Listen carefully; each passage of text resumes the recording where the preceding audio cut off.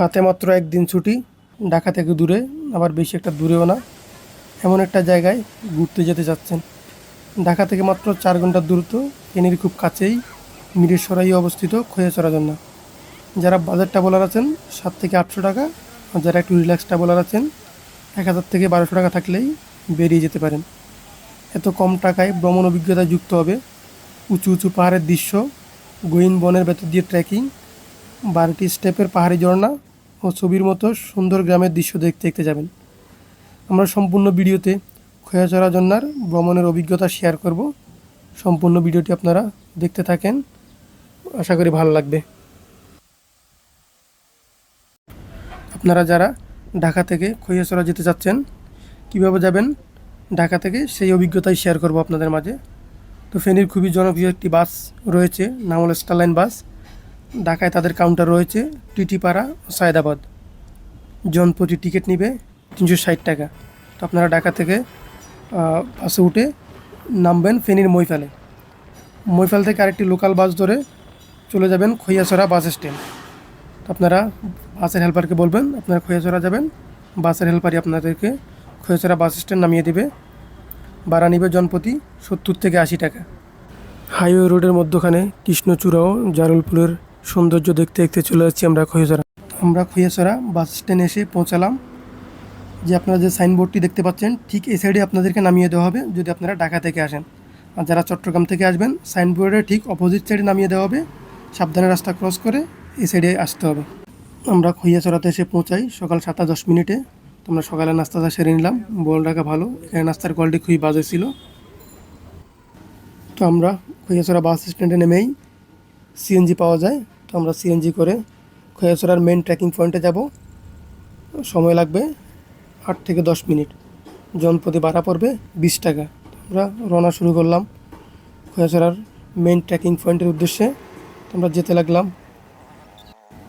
তা আমরা যাওয়ার পথেই দেখা পেলাম রেল লাইনের, এটা হচ্ছে ঢাকা চট্টগ্রাম রেল লাইন। আমরা গ্রামের সুন্দর দৃশ্যগুলো উপভোগ করতে করতেই যাচ্ছিলাম। তো এখান থেকেই খৈয়াছড়ার মেন ট্রেকিং পয়েন্ট শুরু। আমরা এখান থেকে যাত্রা শুরু করলাম। তো আরেকটা কথা বলে রাখা ভালো, আপনারা যারা দুপুরের খাবার খেতে চাচ্ছেন, এই ট্রেকিং পয়েন্টের আশেপাশে অনেকগুলো হোটেল পাওয়া যায়, সেখানে আপনারা খাবার অর্ডার দিয়ে যেতে পারেন। তো সাথে আপনারা আপনাদের ব্যাগগুলো ফ্রিতে রেখে যেতে পারবেন ওনাদের কাছে, ওনারা হেফাজতে রাখবেন। তার একটা কথা বলে রাখা ভালো, এখানে খাবারের মানের অবস্থা বেশি একটা ভালো না। আপনারা যদি রেটিংয়ের কথা চিন্তা করেন 10-এ 5 দেওয়া যায়।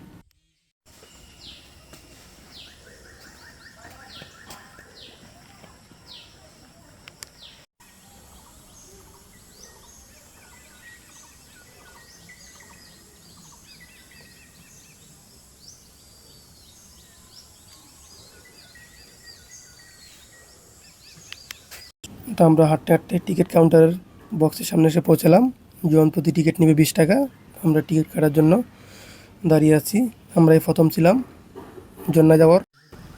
তো আপনারা যারা খৈয়াছড়া ঝর্ণায় ক্যাম্পিং করতে চান, আপনারা চাইলে ওনাদের সাথে যোগাযোগ করে ক্যাম্পিং করতে পারেন।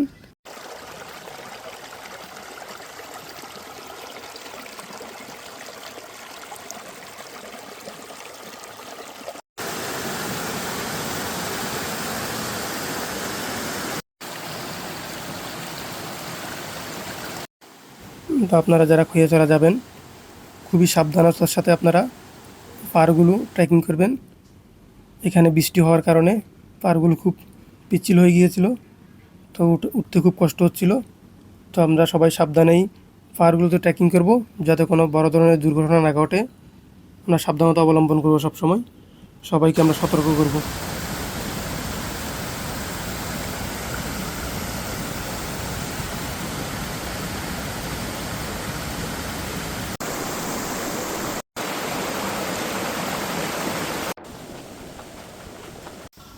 আমরা ঝর্ণার প্রথম স্টেপে চলে আসছি, আপনারা উপভোগ করতে থাকুন।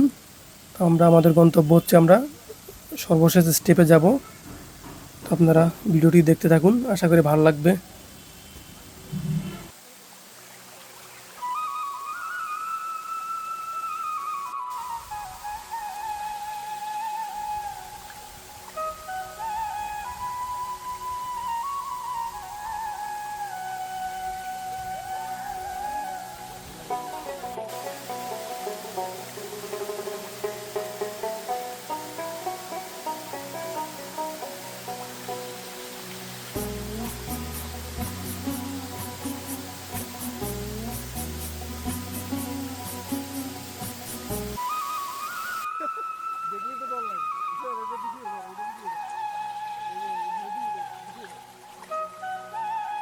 খুবই ভয়ঙ্কর ট্রেকিং হচ্ছে এটা।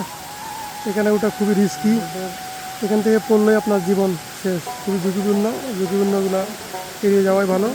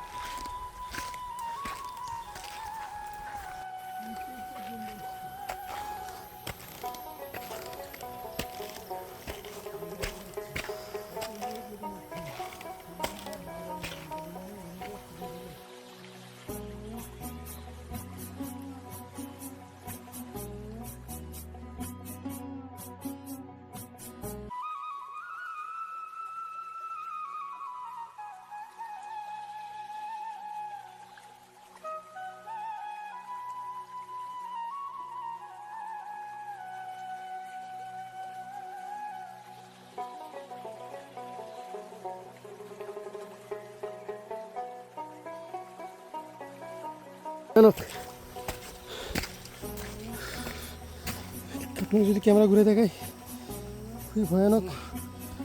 অনেক কিছু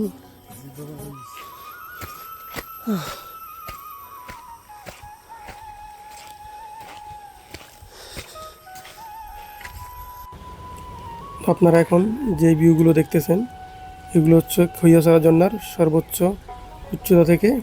তো আমরা হচ্ছে ঝর্ণা 4টা স্টেপ পার হওয়ার পরেই আমরা হচ্ছে ভুল করেই উপরের দিকে চলে যাই। তো উপরের দিকে যেতে যেতে আমরা অনেক কষ্ট হচ্ছিল, আমরা ঝর্ণা খুঁজে পাচ্ছিলাম না। পরে আমরা যেতে যেতে একদম সর্বোচ্চ চূড়ায় চলে যাই। সর্বোচ্চ চূড়ায় যাওয়ার অভিজ্ঞতা আবার অন্যরকম। এখানে হচ্ছে আপনার পাহাড়গুলো খুব বেশি খাড়া, উঠতে অনেক কষ্ট হচ্ছিল আমাদের। তো আমরা সেখানে উঠে অনেকক্ষণ রেস্ট করলাম, রেস্ট করে দেন আবার নিচের দিকে নামা শুরু করলাম। নিচের দিকে নেমে আমরা আমাদের ঝর্ণার লাস্ট স্টেপগুলোর দিকে যাচ্ছিলাম।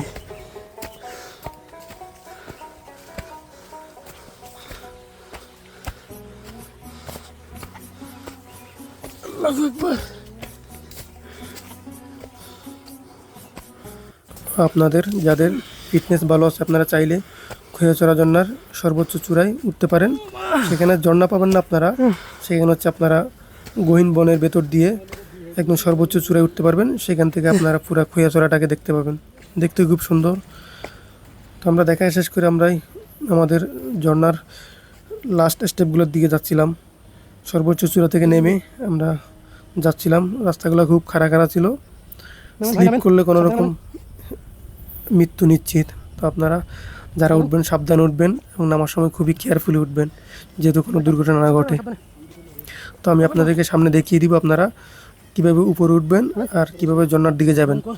আপনারা যদি কেউ চান ঝর্ণার দিকে যেতে, সেক্ষেত্রে ঝর্ণার দিকে চলে যাবেন। আর কেউ যদি চান যে সর্বোচ্চ চূড়াটা দেখে তারপরে ঝর্ণার দিকে যাবেন, তো আমি সেই পর্যন্ত দেখতে থাকেন। ওই জায়গাটা আসলে আমি আপনাদেরকে দেখিয়ে দেব।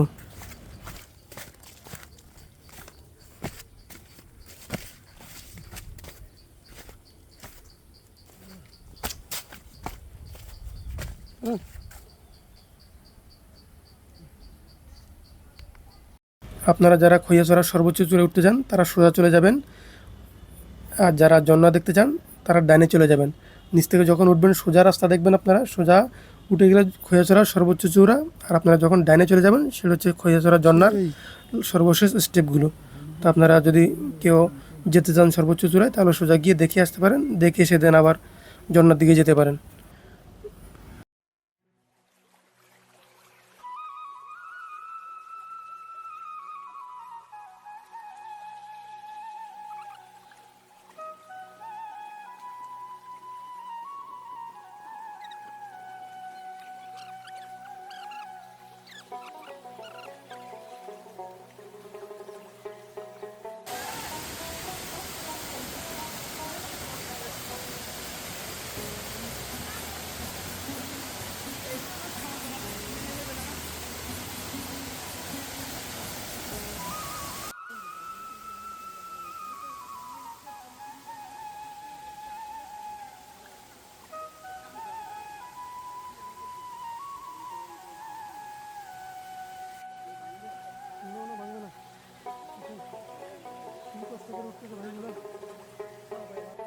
তো আমরা খৈয়াছড়া ঝর্ণার সর্বশেষ স্টেপে চলে আসলাম। তো আপনারা ভিডিওটি দেখতে থাকেন।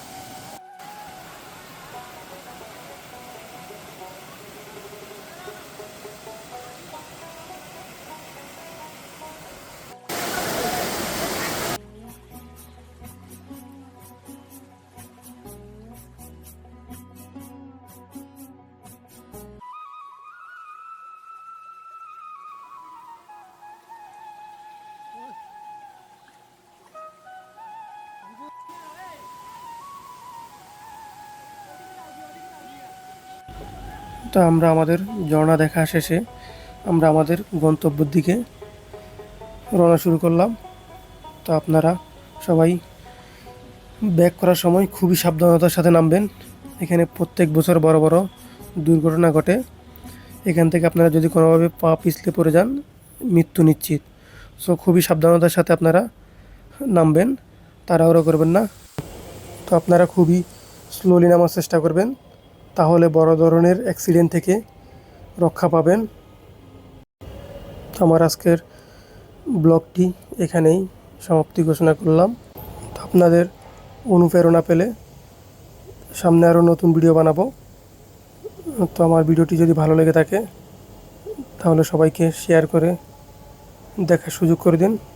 তো সবাই ভালো থাকবেন, সুস্থ থাকবেন। আল্লাহ হাফেজ।